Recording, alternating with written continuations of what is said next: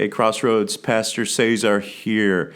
Apologize if I sound a little nasally. I'm just getting over COVID, but thank God it wasn't very serious, or just a little bit of a cough and congestion left. But that's making its way out, I hope. I wanted to continue our, frequently asked questions series as we are navigating through discernment, as we are contemplating staying in the UMC or disaffiliating from the UMC. And, part of all of this is just making sure we have the information. And so, this is a way for me to get information out to you. Share this video with whoever you feel, should hear it. Feel free to do that. This will be on our YouTube channel. So one of the questions that I have been asked is, what does our discipline say about homosexual people in leadership and in clergy? And so first, let me start with one basic thing, and that this is our book of discipline, right? It's not the Bible, right? The Bible's a different book, but this is our book of discipline. And our book of discipline essentially is how we govern the United Methodist Church from, the macro to the micro within, a local congregation. And so in the book of discipline, you will find things like, how to organize a church, right? How to organize leadership. You'll find things like what are our doctrinal standards? What are our social principles? What are our, what is our theological task? It has a constitution for it as well. There are all sorts of things that you find in the discipline up to on how to ordain somebody, or what is the process for ordination for someone who feels a call to ministry.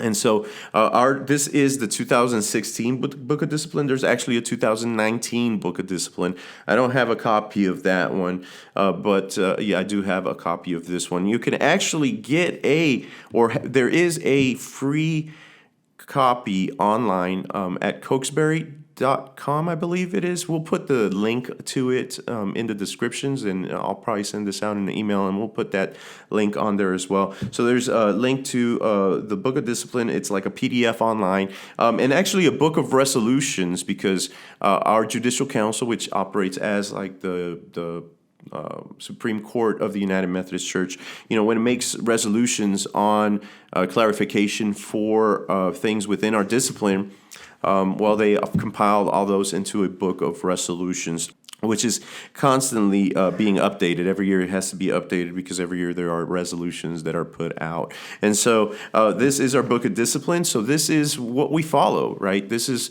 our doctrinal standards. This is our where our doctrine is, and how we govern our church. And so as a pastor, I took an oath to uphold the discipline, right? Our leadership has to uphold the discipline. And so this is where I am getting some of the resources, or what I'm talking to you about as far as what governs our church, right? And so, first of all, our book of discipline does make a distinction between a practicing self-avowed homosexual person and a non-practicing self-avowed homosexual person. A non-practicing self-avowed homosexual person that becomes a member of the church understands what our doctrine states, understands what what we believe as far as human sexuality. This person, takes vows at becoming a member, and understands all this. They have full access, if they're non-practicing, to being leadership, to participating in the life of the church and things like that. But when it comes to practicing self-avowed homosexual persons, well, the Book of Discipline is clear on this. And I want to read a statement that I got from I believe it's Resources as well. And it says, it is clear in its stance, while affirming that all persons are people of sacred worth and that God's grace is available to all, the United Methodist Church does not condone the practice of homosexuality and considers it not compatible with Christian teaching. That's paragraph 161G. Furthermore, we are reminded that the leaders of our congregation be persons of Christian character, discipline, commitment, as well as loyal to the ethical standards of the UMC as set forth in our social principles, paragraph 244.3. Now, these paragraphs, specifically paragraph 244.3, this is for members, lay members of the church, right? People who are going into council positions, people who are in leadership positions within the church. And so it is applying paragraph 161G, which is part of our doctrinal standards, ethical standards, our social principles, to being followed by leaders of our church.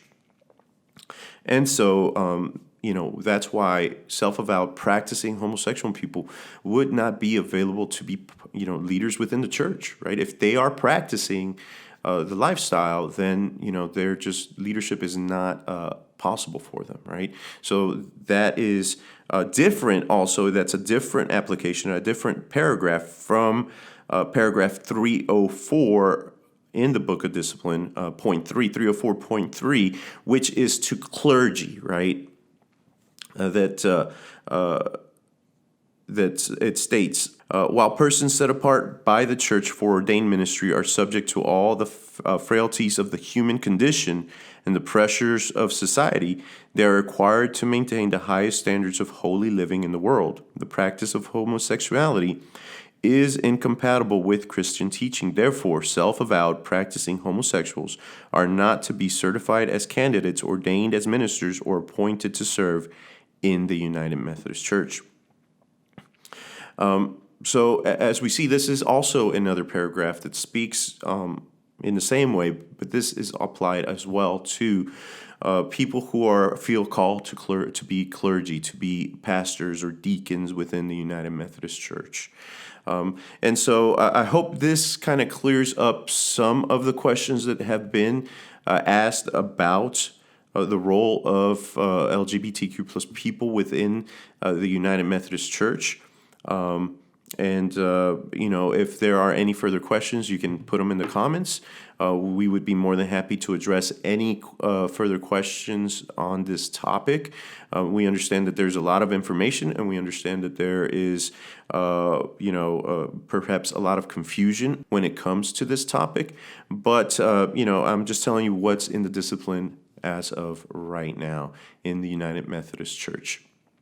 Likewise, I believe that we'll be making available a link to the social principles, which I'll have to find a page that has a succinct of it, but it's in the discipline as well, as our social principles, because I think it's important for you to really understand what your church believes, what your church states, and what your church follows. Part of the question of disaffiliation, right, or part of the question of the sermon is one, as the United Methodist Church moves forward, this sentence that the practice of homosexuality is not, compatible with Christian teaching, that's something that people want to see removed from our discipline. While others want to, feel that it needs to be maintained within our discipline in order for it to be integral to the Scriptures. Both sides, of the aisle, so to speak, right? For both sides of the coin, they're looking at this specific sentence in the discipline. Well, that should be it for today. Again, if you have any other questions about the discipline, if you have any other questions about this topic, please put it in the comments, or you can just email myself at Cesar, CESAR, @crossroads-umc.org. All right, talk to you soon. Bye.